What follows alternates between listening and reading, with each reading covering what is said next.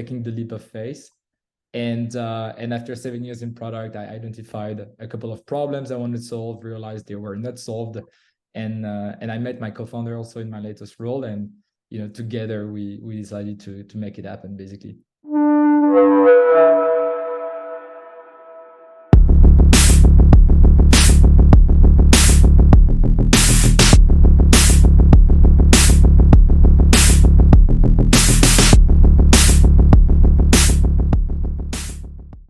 All right, so this is another episode of the Form Your Own Pack podcast. Today we have Enzo Avigo with us. Enzo, do you want to tell us a little bit about yourself and your company? Yeah, thanks for having me. Excited to be here. Of course. So my name is Enzo. I'm the CEO of June.so. We're an analytics company, a product analytics company for B2B SaaS. Before building June, I used to be a product manager. I did that for 7 years. And before that, I worked as a trader in finance. That felt like a different life, to be honest. Yeah, And we started June 2 years ago almost, and we've been growing it steadily, and we want to raise our Series A in the coming months, basically. very cool. Okay, what motivated you to start this in the first place? So I wanted to start a company for the last 10 years, but I didn't know what I wanted to build.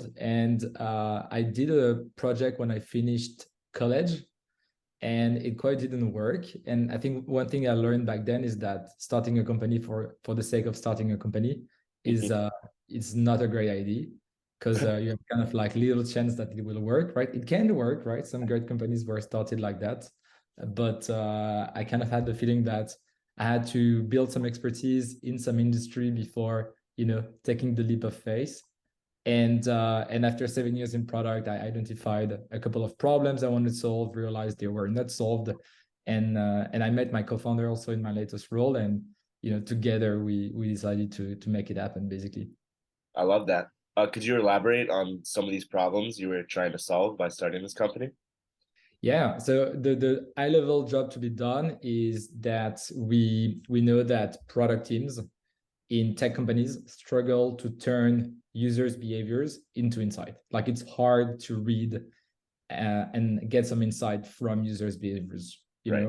Yeah. That's the high level job to be done. And then there is many reasons for that and sub problems, but that's what we learn. And the reason why we learn it is just trying most of the tools in the space ourselves, and just finding about the limitation, basically. Oh, okay, I see. Did like community or partnerships play any role in you creating this company, or now, like, is it helping to run the company? You want to tell me a little more about that? Yeah, so I'll start with a partnership. On the partnership side, we actually started with a company called segment.com, Okay. which is the data source, the first data source we connected to. It helped us not to build the data source ourselves. It helped us to make some scoping and saved a lot of time. And so we actually built a very strong relationship with them, and they were one of the first way we acquired our customers, right?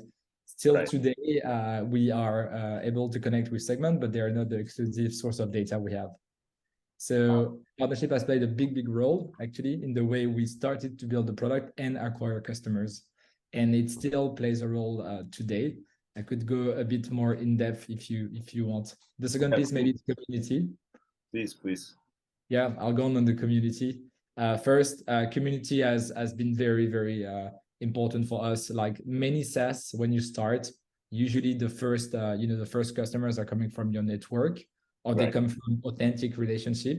And community is just a great way for us to find these people, right? So Right. we've always engaged, and I've personally always engaged very deeply into product communities. I've always given a lot of talks at meetup, conferences, things like that. And so when we were looking for the early customers, the first users, the first beta customers of June, then we look into communities. And today we haven't built our own community yet, so we don't have a Slack or a WhatsApp group of like thousands of people. Just because we know the day we want to do it, we want to do it in a great way. And so kind of we had the feeling that we wouldn't have the resources to do it so far. So it's something we plan to do in the near future, but something that we haven't done to date. Okay, very cool. And where are you guys located right now? Where are you based out of? So we are a remote company. We're Oh, based everywhere over Europe, basically. I think we're currently in 5 different countries. oh wow. So would you say the biggest community that you have right now is in Europe, or are most of your partnerships in the US or abroad? So we already have 50% maybe of the customers based in the US. So, since day one, we wanted to be in the US, which is, we believe, where the biggest market is for SaaS businesses. Yeah. And we got lucky enough to do Y Combinator last year. And kind of Y Combinator gave us some visibility in the US market from the get-go. I Hmm. would say after that, we probably have like 30% of our market in Europe and 20% in the rest of the world. And Wow. so the thing with this market is that they're kind of reinforcing loops. The place where you start and the place where you have the biggest community is where the word of mouth is going to kick in and where you're going to attract most of your next customers. So we Exactly. tend to be bigger and bigger in the markets I mentioned to you. Very cool. Okay. If you would have any piece for other founders trying to enter the SaaS world, like what advice could you give them? Wow, there's a lot. Depend on the stage they're at, right? Okay, let's So say maybe starting stage, like early stages. right. So very early stage, I would say um, I would probably tell them that except if they go for a green field, like a blue ocean, like some kind of space where there is no one, like they're building something completely new, no one has ever thought about it. Yeah. I would say that in general the bar is pretty high, and so the likeliness that they're going to see some amazing adoption of their early prototype, Hmm. the likeliness of that is really low, right? And so I would be very careful with the early signals they get, the early feedback they get about the product. They really need to find out, whether the problem exists. That's super important, and whether it's worth solving it and people are willing to pay for it. And they need to distinguish that from the first feedback they will get on the first product, because obviously if you work just a couple of weeks on the product, it's very likely that it's not going to be perfect, and so people are also probably not going to be likely to pay for it, right? And Very so true. I think it's very important to know that, because a lot of people get demotivated because they don't think they're going after something, but sometimes it's just a matter of like just pushing a little bit further to find out if things works. And that was the case for us. Like analytics is a very competitive space, and I think the bar in the analytics space is pretty high. And Yeah, so we had to build for 6 months before we got the first traction, and 6 months is a scary amount of time, if you think about it. of course. Yeah. Yeah. So just like never give up. You never know what's on the other side of the wall, right? You don't keep pushing. Sometimes you need to give up, right? If you build for your product for like 2 years and you have no traction, no appetite, no great feedback, like that's probably like long enough, and you should probably move away or iterate or pivot or whatever. But in the early days, give it a bit of time. Like 2 months is not enough, I think. Okay. Very true. If you could nominate anyone for a future podcast, any colleagues or something, who would you nominate? Ooh, I love someone called Jonathan from Maze. I don't know if he ever came on your podcast.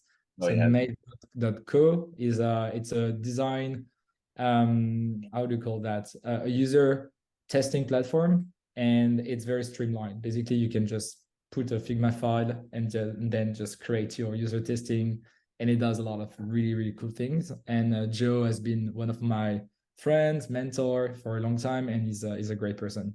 Perfect. Perfect. And finally, how can people get in touch with you?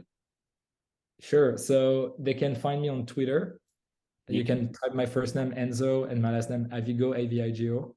My handle is Ozn, but it's a zero, so it's pretty hard to find. Okay. Zero ZNE. I'm also very active on LinkedIn, so I reply to literally every messages I receive on this social network, so people can approach me there. I'm very approachable. I love that. Okay. Very cool. And of course, June, right? If they want to try out the product, it's June.so. June.so. Correct. Perfect.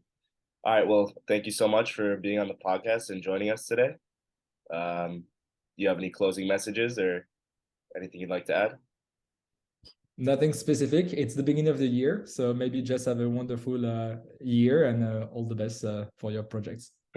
All the best to you too. Thank you. Yes.